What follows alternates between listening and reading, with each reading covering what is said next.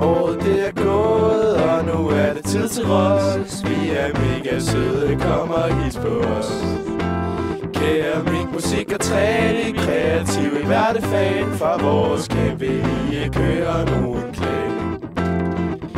Eriks venne, du beskrivelig oprydningsteam.